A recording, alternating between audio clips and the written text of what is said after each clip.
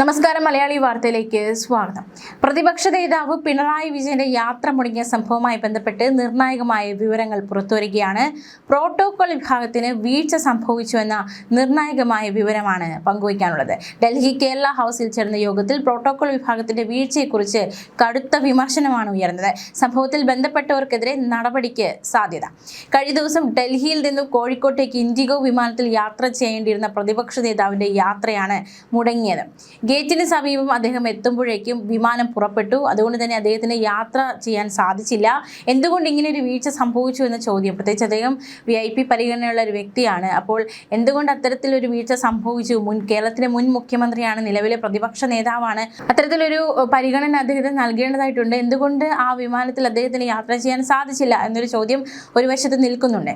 വിമാനത്താവളത്തിൽ നേരത്തെ എത്തിയിട്ടും മുഖ്യമന്ത്രിയുടെ യാത്ര വൈകാൻ കാരണം പ്രോട്ടോകോൾ വിഭാഗത്തിലെ ഏകോപനമില്ലായ്മ എന്നാണ് കണക്കാക്കുന്നത്.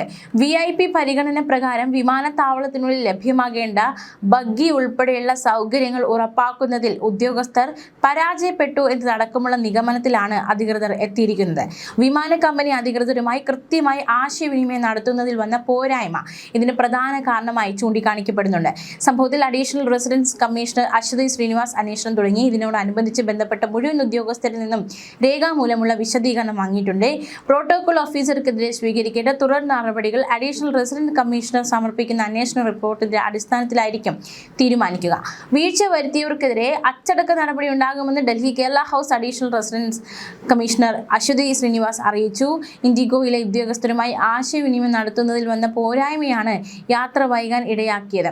ഇൻഡിഗോയോടും വിശദീകരണം തേടിയിട്ടുണ്ട്. ARC വിളിച്ചു ചേർത്ത കേരള ഹൗസ് ജീവനക്കാരുടെ യോഗത്തിലാണ് പ്രോട്ടോകോൾ ഉദ്യോഗസ്ഥർക്കെതിരെ നടപടി നിർദ്ദേശിച്ചത്. പ്രോട്ടോകോൾ ഓഫീസറും ഇൻഡിഗോ കമ്പനിയുമായി ആശയവിനിമയത്തിന് വീഴ്ച ഉണ്ടായെന്ന് ARC അശ്വതി ശ്രീനിവാസ് വ്യക്തമാക്കുകയുണ്ടായി. യാത്ര സംബന്ധിച്ച് ഇൻഡിഗോ കമ്പനിയെ അറിയിച്ചിരുന്നില്ല. എന്നാൽ കമ്പനിയിൽ നിന്നും മറുപടി കിട്ടിയിരുന്നില്ല. ആദ്യമായാണ് ഇത്തരം സംഭവം ഉണ്ടാകുന്നതെന്നും വീഴ്ചകൾ ആവർത്തിക്കാതിരിക്കാൻ ആവശ്യമായ നടപടിയെടുക്കുമെന്നും അധികൃതർ വ്യക്തമാക്കി. വിഷയം ഇൻഡിഗോയുടെ കോർപ്പറേറ്റ് തലത്തിലേക്ക് ആശയവിനിമയം നടത്തിയെന്നും അശ്വതി ശ്രീനിവാസ് പറഞ്ഞു. അതേസമയം സംഭവത്തിൽ മുഖ്യമന്ത്രിയുടെ ഇടപെടലുണ്ടായി. മുഖ്യമന്ത്രിയുടെ ഓഫീസ് പൊതുഭരണ വകുപ്പിൽ നിന്ന് റിപ്പോർട്ട് തേടിയിരിക്കുകയാണ്. സംഭവവുമായി ബന്ധപ്പെട്ട് എന്താണ് സംഭവിച്ചതെന്നടക്കമുള്ള വിശദമായ റിപ്പോർട്ടാണ് മുഖ്യമന്ത്രി തേടിയിരിക്കുന്നത്. വിമാനത്താവളത്തിൽ കൃത്യസമയത്ത് എത്തിയിട്ടും പിണറായിയുടെ യാത്ര മണിക്കൂറുകളാണ് വൈകിയത്. ശനി ഉച്ചയ്ക്ക് 2:50 ഇൻഡിഗോ വിമാനത്തിലാണ് കേരളത്തിലേക്ക് പോകേണ്ടിയിരുന്നത്. എന്നാൽ വിമാനം പുറപ്പെടുന്ന വിവരം എയർലൈൻസ് ജീവനക്കാർ VIP ലോഞ്ചിൽ വിശ്രമിക്കുകയായിരുന്ന പ്രതിപക്ഷ നേതാവിനെ അറിയിച്ചില്ല. അവിടെയാണ് വീഴ്ച സംഭവിച്ചത്. തുടർന്ന് രാത്രി 7:15 വിമാനത്തിലാണ് യാത്ര ചെയ്തത്. VIP യാത്രകളിൽ കേരള ഹൗസ് ജീവനക്കാർ മുൻകൂട്ടി വിമാനത്താവളത്തിലെത്തി എയർലൈൻസ് ജീവനക്കാരെ അറിയിക്കുന്നതാണ് രീതി. വിമാനം പുറപ്പെട്ട ശേഷമേ പ്രോട്ടോകോൾ ഉദ്യോഗസ്ഥർക്ക് തിരികെ മടങ്ങാൻ സാധിക്കുകയുള്ളൂ.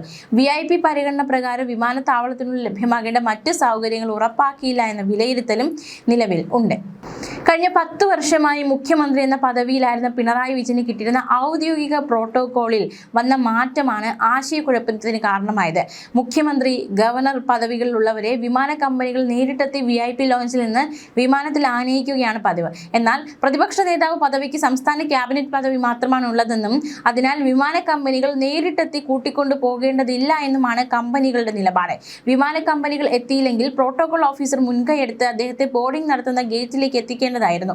എന്നാൽ അവസാന നിമിഷം ലാസ്റ്റ് കോൾ വന്നപ്പോൾ മാത്രമാണ് പ്രതിപക്ഷ നേതാവിന് വിമാനത്തിൽ കയറാൻ കഴിഞ്ഞിട്ടില്ലെന്ന വിവരം അധികൃതർ ശ്രദ്ധയിൽപ്പെടുന്നത്. ഉടൻ തന്നെ ഗേറ്റിലേക്ക് എത്തിച്ചെങ്കിലും അപ്പോഴേക്ക് ഗേറ്റ് അടച്ചതിനാൽ യാത്ര മുടങ്ങി. എന്തായാലും വലിയൊരു വീഴ്ച സംഭവിച്ചിരിക്കുന്നു എന്ന തരത്തിൽ തന്നെയാണ് ഈ വിഷയം കണക്കാക്കപ്പെടുന്നത്. എന്താണ് സംഭവിച്ചതിൽ ഒരു വ്യക്തത വരേണ്ടതായിട്ടുണ്ട്. അന്വേഷണ റിപ്പോർട്ട് നൽകേണ്ടതായിട്ടുണ്ട്. വീഴ്ച ആർക്ക് സംഭവിച്ചാലും അവർക്കെതിരെ നടപടിയെടുക്കുമെന്ന് തന്നെയാണ് അധികൃതർ വ്യക്തമാക്കുന്നത്.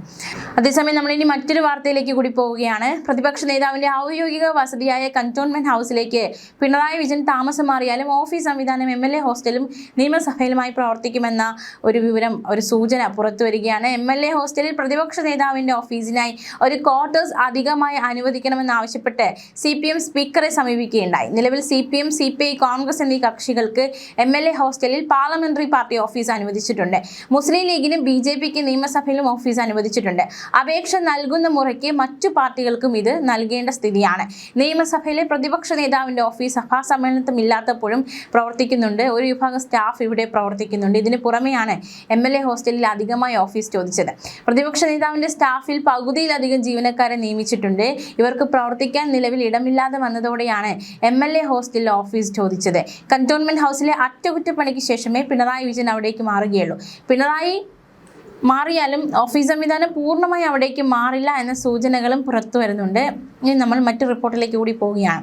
മുഖ്യമന്ത്രിയായിരിക്കെ പിണറായി നടത്തിയ 30 വിദേശ യാത്രകളെ സംബന്ധിച്ചുള്ള വിവരങ്ങൾ കഴിഞ്ഞ ദിവസങ്ങളിൽ പുറത്തു വന്നിരുന്നു.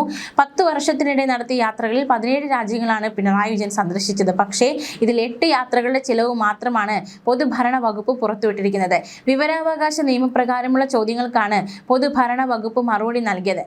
പുറത്തുവിട്ട കണക്കുകൾ പ്രകാരം 8 യാത്രകൾക്ക് 7 കോടിയോളം രൂപയാണ് ചെലവ്. എന്നാൽ താമസത്തിനായി ചെലവഴിച്ച തുക 0 എന്ന വിചിത്ര മറുപടിയാണ് അധികൃതർ നൽകിയിരിക്കുന്നത്. US, Bahrain, Netherland, Switzerland, UAE, UK, France, Japan, Norway, Cuba, ദക്ഷിണ Korea, Singapore, Saudi Arabia, Oman, Qatar, Kuwait എന്നീ രാജ്യങ്ങളാണ് കേരള മുഖ്യമന്ത്രിയായിരിക്കെ പിണറായി സന്ദർശിച്ചത്.